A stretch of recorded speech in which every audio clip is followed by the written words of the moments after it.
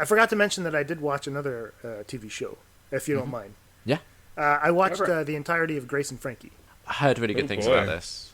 What? What'd you say? I've heard really good things about this. Yeah, the first 4 seasons are great. The 5th season sucked. Oh, okay. And so it was really fun. It was a great idea and all that stuff. But, I mean, by the time you get to the 5th season, it feels like they really tried to play their greatest hits, and it no longer makes sense. Yeah. You know, because you have these. This is what we call the Friends scenario. Yeah. Well, the thing Get to is, the halfway point, then cop out for 5 seasons.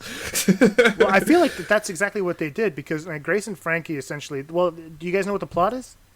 No, I don't. In case our listeners don't. Okay. Well, the thing is that Grace and Frankie are married. Okay, to 2 guys, and they end up getting divorced because the 2 men actually fall in love, and so the guys go off and have their relationship, and then Grace and Frankie themselves are stuck kind of dealing with being in the same situation. But their personalities are completely different. You know, you'll have Frankie, who is more of the hippie Patti Smith type that I was describing earlier. And then you'll have Grace, who is going to be more of a business-oriented person. She had her cosmetics line and all that stuff. So you have these very conflicting personalities ending up under the same roof because they ended up having to move into the beach house that their now ex-husbands had bought together because they used to go to family retreats and stuff like that. But they were that was their basically their sex pad. It's really interesting to see that happen, especially seeing is that, you know, it's Sam, was it Sam Waterston, Martin Sheen, Jane Fonda, and, what's her name? Lily Tomlin, there you go. So, you know, and so these people are in their late 60s, early 70s, and some of them are actually close to 80 now. And it's kind of interesting to create a story around people that are that age, that especially for men coming out at that age where they're like, okay, I just can't live with it. I've been living this lie for 30 plus years, and then they have to come out of the closet, and how it affects everyone who's been in this routine. And so that's it. But you can the most of the show relies heavily on the clash in values and lifestyle between Grace and Frankie, which makes for really great entertainment. However, I've realized now that going into season 5, you can only go so far because they rely on each other to keep themselves good. You know, they're really good friends, but they kind of hate the way that they live their respective lives.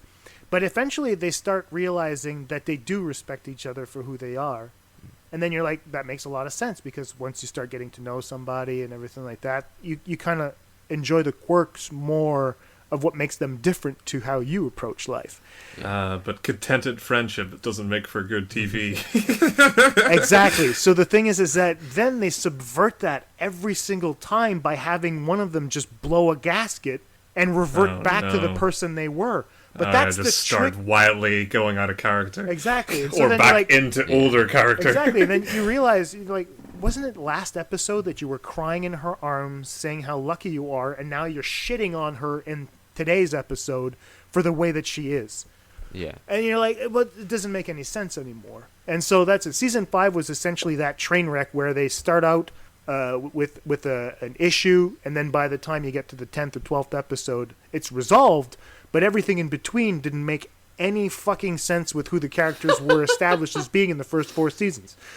And you're like, oh man, this is lazy fucking writing. You know, take a couple of years off, go back to the drawing board, try to figure it out. But yeah.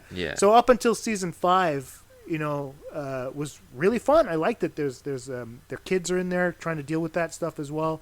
So yeah, give it a shot. If it's on Netflix. If you guys have Netflix, watch the first 2-3 seasons, and you'll be like, this is really fun. And then when you hit season 5, you'll be like, oh shit, then this brace yourself. really sucks.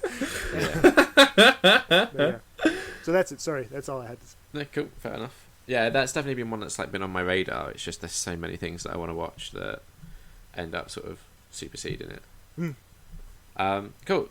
Yeah, Ellie, you've definitely got nothing, right? I mean, definitely, yeah. No, just checking. All right, do you want to lead us into the next part then, please?